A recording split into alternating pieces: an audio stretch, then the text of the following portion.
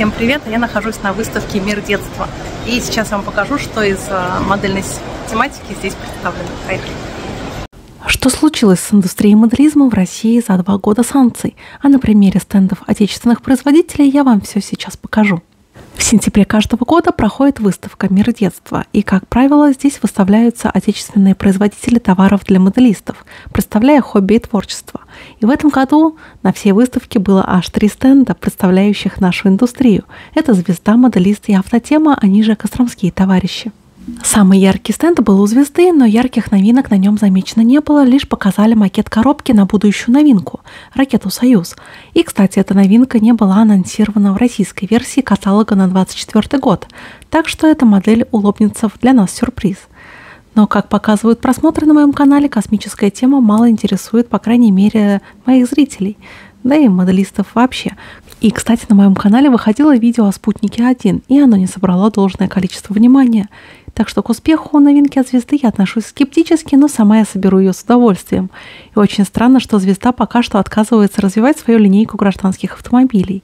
Так все остановилось на 3 моделей раллийного КАМАЗа, условно-гражданской буханки УАЗ-469 и, кстати, очень хорошем и сложном в сборке КАМАЗе «Самосвале», который вышел довольно давно.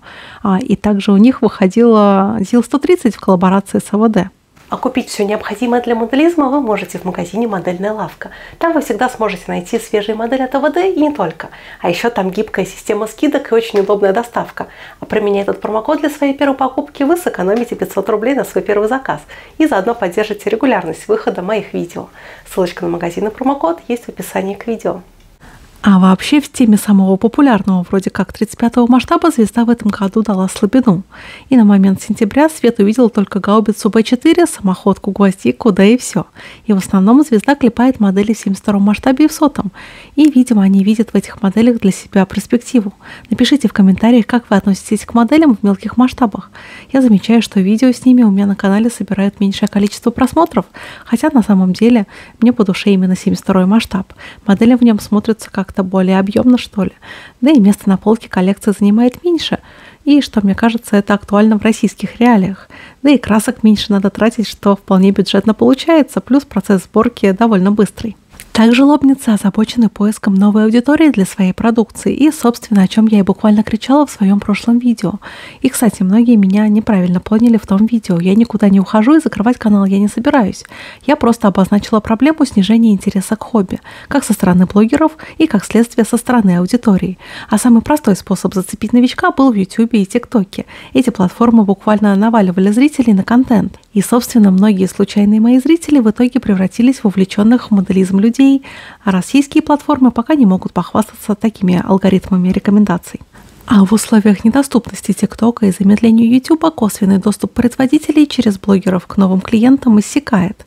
И, к сожалению, квазироссийские площадки пока не помогают достичь охватов хотя бы на долю сравнимых с Ютубом или же ТикТоком.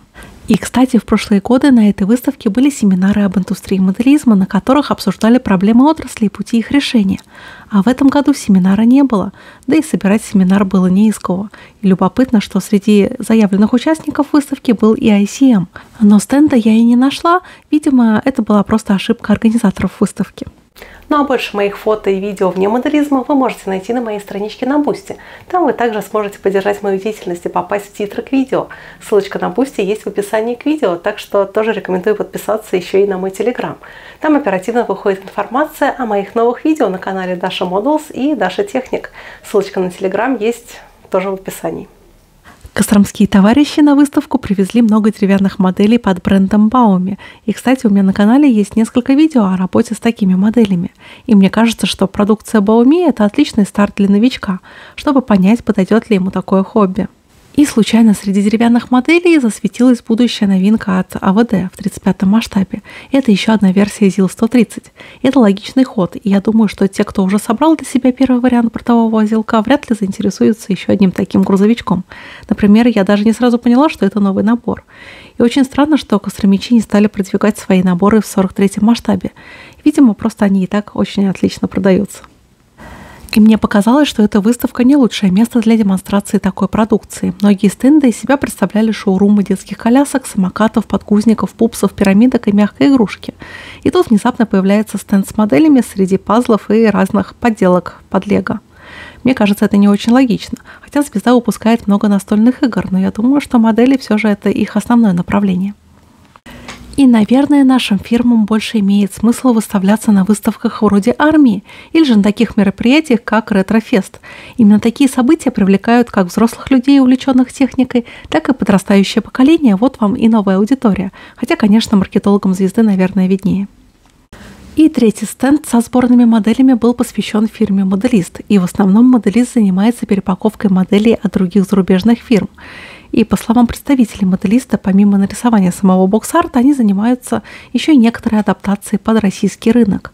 А летом у меня на канале выходило видео о модели от фирмы «Моделист». Это был танк Т-34. И если мне не изменяет память, это была перепаковка фирмы «Академия». И в отличие от других стендов, «Моделист» показал намного больше новинок. И что любопытно, «Моделист» — это первая более-менее крупная фирма, которая не боится и не стыдится Z-символики на своих моделях. И это, с одной стороны, даже прорыв. Фирма показала линейку КАМАЗов, участвующих в СВО, и тут засветились и обычные бортовые версии, и танковый тягач, и даже топливная цистерна. Но самый яркий представитель линейки – это система залпового огня «Град». Это довольно редкий образец техники. Обычно «Грады» бывают на шасси Уралов.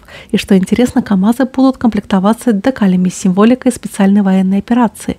А линейка КАМАЗов выполнена в 72-м масштабе. А это значит, что наборы выйдут вполне себе бюджетными, что будет большим плюсом для начинающего моделиста. И, наверное, такие модели помогут вырастить патриотически настроенную молодежь. Так что я думаю, что тут надо отметить фирму «Моделист», хотя бы за смелость. Также «Моделист» показал наборы с боевыми машинами комплекса С-300 и тоже в 72-м масштабе. Тут, скорее всего, переупаковка не самых лучших моделей от белорусской фирмы PST. Но свой спрос модели тоже должны вроде бы найти. И вот такой обзор выставки с маленьким кусочком стендом производителей сборных моделей у меня получился. Модельную химию, кстати, никто так и не представил отдельным стендом. У «Моделиста» был стеллаж с японскими красками, а у «Звезды» в одной из витрин были представлены их краски в баллонах и также их мастер-акрил. И все-таки «Мир детства» — это выставка не для потребителей, а больше как площадка, где производители и оптовики могут найти друг друга. А если вам понравился мой такой нестандартный выпуск, то обязательно напишите об этом в комментариях. Увидимся в новом видео. До новых встреч. Пока-пока.